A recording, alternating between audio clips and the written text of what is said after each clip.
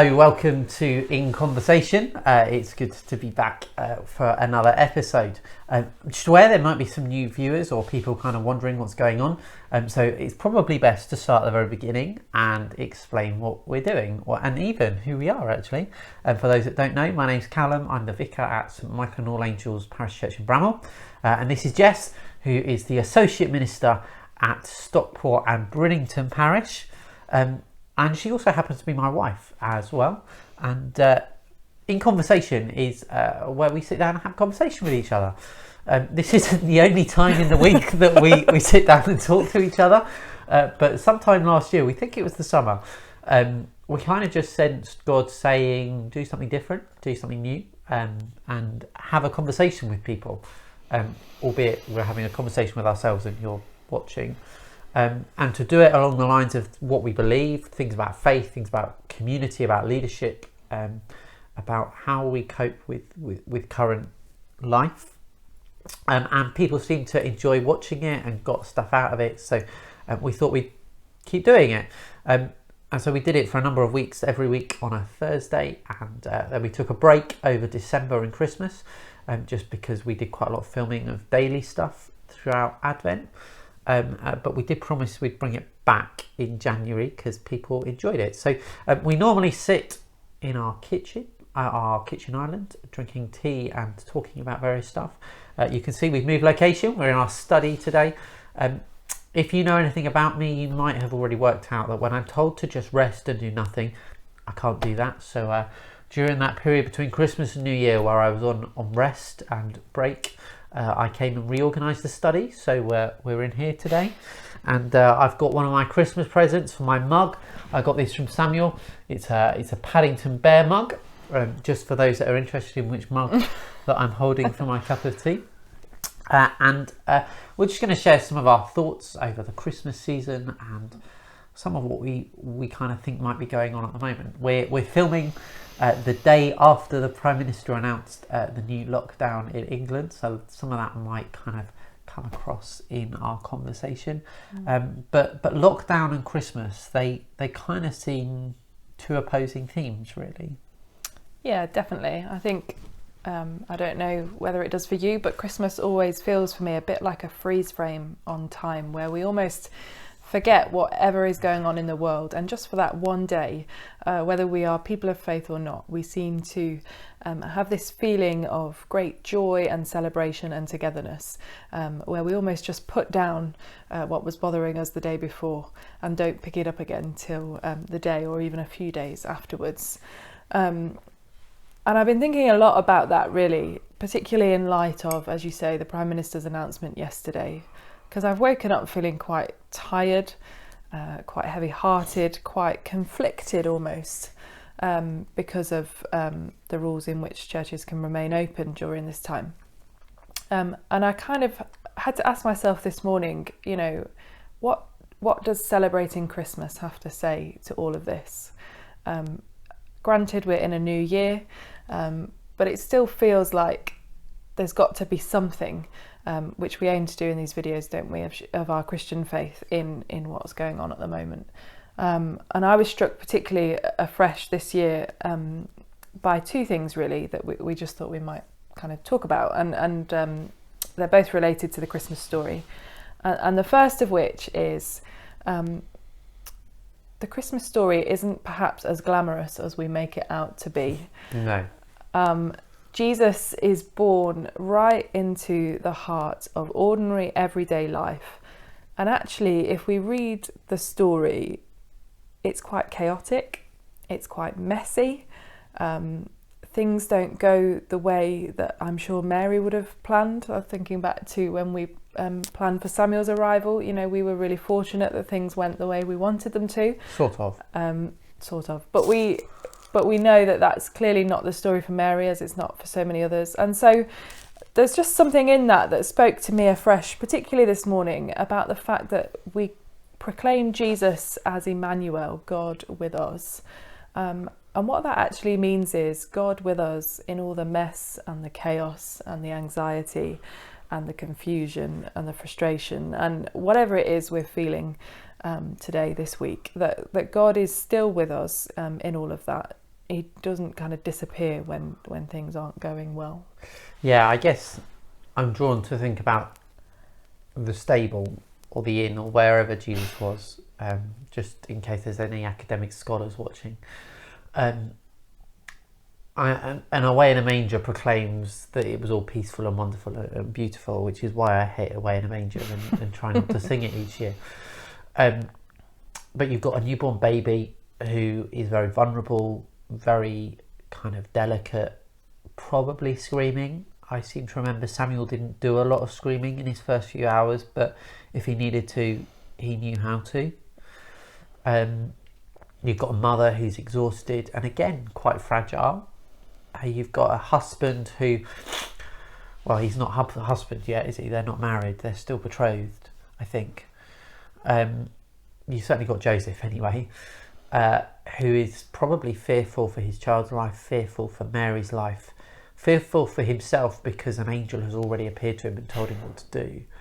You've got animals in this stable, and animals and babies probably don't go together particularly well, especially as Jesus is lying in the feeding trough of the animal that's probably hungry because it's just walked a really long way. That's chaos. And yet maybe the author of Away in a Manger was onto something, because the Prince of Peace had been born. And so whilst I like to think of the normality of that stable and how everything was chaotic, we are talking about the birth of the Prince of Peace. And so maybe actually there was no crying, and maybe actually that scene was incredibly peaceful because it was the first point in the story of God's people that God was there in the midst of them. Definitely. And I think the other thing that kind of spoke to me this Christmas particularly was the amount of times we hear the command not to be afraid. You know, each time an angel appears, the angel tells whoever it is they've appeared to, do not be afraid. And you kind of have to take a step back and go, but you would be, you know, not least because an angel has appeared to you, let alone what the angel is asking of you.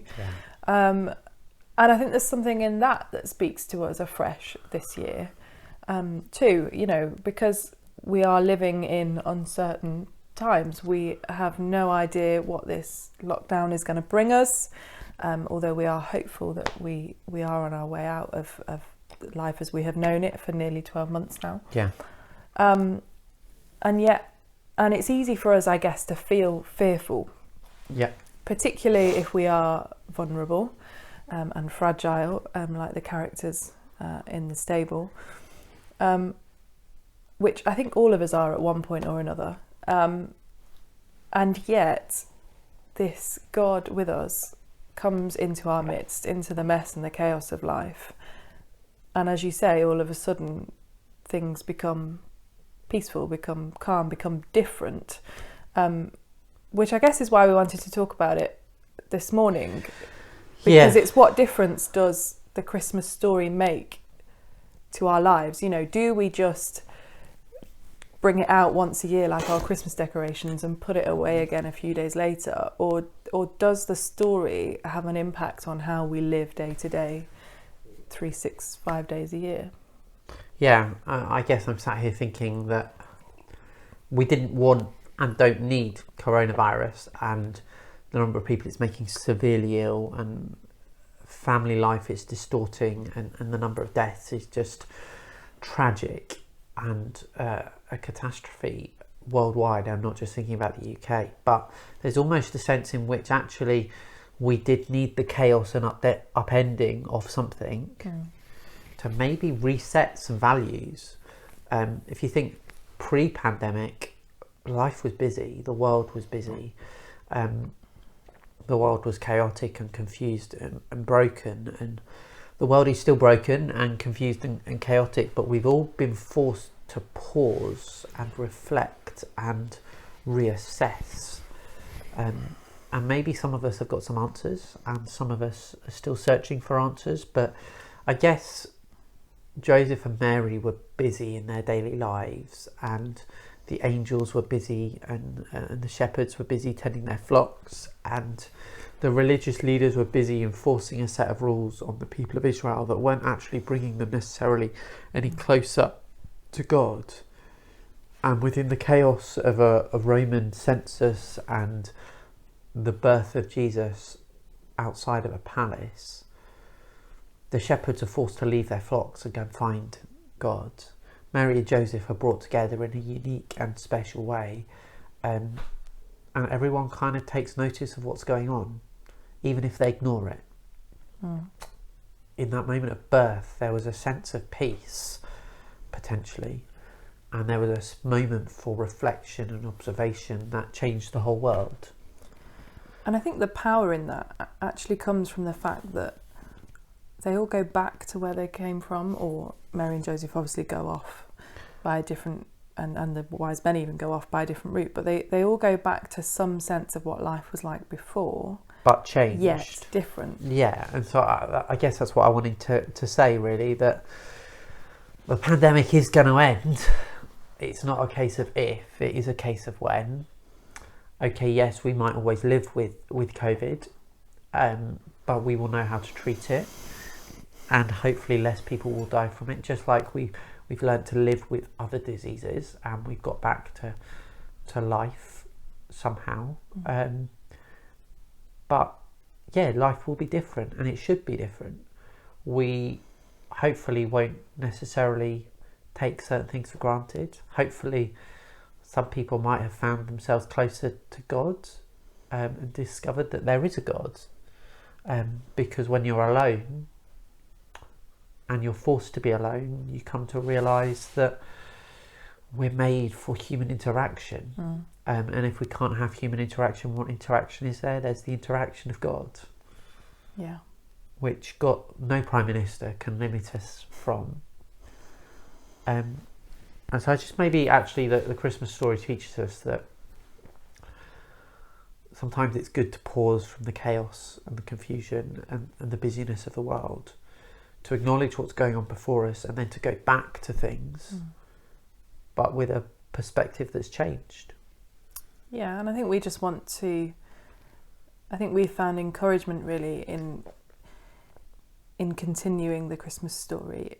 You know, I know we're still in the 12 days of Christmas, technically, just about, I think. We are when we're filming. When this gets published, we won't be. But actually, just that sense of not packing it away again a day, 2 days, 3 days after Christmas, you know, but actually sitting with it for a little bit and asking that question of what difference does this make? One of the Christmas blessings in the liturgy of the Church of England ends with, "May the peace of the Christ child be yours this Christmas." Jesus is the Prince of Peace. In that moment where he was laid in the feeding trough, he was peace incarnate, peace made human. In the busyness of this world, in the busyness of lockdown, because actually lockdown is busy for everyone, just the busyness of trying to find food, the busyness of trying to stay safe, the busyness of trying to phone everyone you want to speak to, the busyness of finding time to go out for a walk and not get soaked by the water or the rain, or get frozen by the snow as we were last week. Find time to find the peace of Christ. For me, in the last few days, the way that I've started to develop my prayer life is I sit down to pray at the start of the day, and actually now at the end of the day, when Samuel's fast asleep, when Jess has gone to bed, I come and sit exactly here and say the evening office, and I'm using a Celtic form of prayer at the moment, and I just stop and sit in silence. And had you asked me to do that a month ago, my mind would have raced down the to-do list that I had to do and all the things I was worrying about.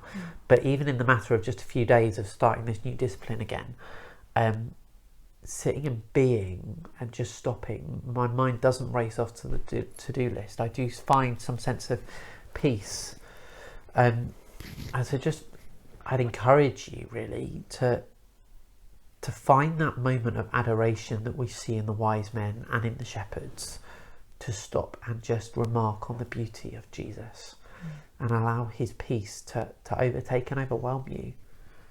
That's something that's keeping me going. And the second thing you mentioned was about not being afraid. Yeah, and I think it's easier said than done, isn't it? I don't want to kind of gloss over the realities of where we are, but actually within that kind of peace which Jesus brings, there is that sense in which we are held and loved and secure. One of the prayers I say over Samuel as I put him to bed at night is, may he always know that he is safe, loved and known. And there's kind of something in that, really, that the Christmas story reminds us that Jesus is the epitome of, coming into the world so that we might not be afraid any longer. And that kind of command stems right back, the day we're recording this morning you talked about Joshua, and it's there, do not be afraid, be strong and courageous. And I think we almost need to kind of tell ourselves that daily, as we go through this lockdown again, that we need to remind ourselves that actually our hope is in Jesus, and that is bigger than all of this. And he actually does hold our worlds in his hands. He does have this under control, even if it doesn't feel like it. And I think just telling ourselves that sometimes helps us kind of not to worry as much as we perhaps would have done, or it gets us out a bit of a funk. I know it's done that for me this morning. And I think it's just important to remind ourselves of that afresh. Yeah, I think you've touched on a really important word that maybe we can come back to. I don't know, we might have done it to death already, but that word hope. And when someone asks me to define the word hope, I struggle with the definition. But okay, we're talking about the Christmas story and hope. Joseph was engaged to be married to a woman who then told him that she was pregnant, and he wasn't the father. And traditionally that was shame, disgrace, dishonour, life effectively over for both Mary and Joseph. And yet an angel comes to him and says, do not be afraid, you will name him Jesus. And within those very basic words and very countercultural words, Joseph has hope. Joseph has vision for the future. And I think Jesus wants you to know that now more than ever, that he is your hope. If death could not stop him recreating, renewing, healing the world, if death could not hold him and stop him from doing that, neither will the pandemic, neither will social distancing, neither will anything that we find ourselves up against. The illustration we see at Christmas is nothing can stop God. At Easter we see nothing can stop Jesus. And the promise of God is that he lives in us, so nothing will stop us. These days will come to an end. Yeah, and I think in its very simplest form, hope is that longing for things to be better, isn't it, than they currently are. And I think we've talked about it before, but actually, we are in this for the long haul, and hopefully, God willing, it will end soon. But we need Tell you what, the party we're going to hold when this is over is going to be amazing. I've got fireworks ready to go. We need to kind of keep our eyes fixed on that hope, on that promise that things will be better. Yeah. So don't pack Christmas away in your box if you haven't done it already. We have. But symbolically, don't put that promise and that joy of Christmas away. God is with us. Let the peace of the Christ child transform you and transcend you today and each and every day of this week. Don't be afraid, for God is not here to scare you, but God is here to accompany you in life's journey. And if any of that confuses you or you don't understand it, get in touch and we would love to talk with you. One of us could either meet you in a park and go for a walk 2 meters away and shout things at you, or we pick up the phone or FaceTime. We're more than happy to do that. And I think we're certainly over in Bramwell thinking of doing an Alpha course at some point soon. So happy to explore some of that stuff on an Alpha course with you. But I think that's it for this week. So whatever you're doing in the days ahead, remember, stay safe, look after yourselves, and God bless.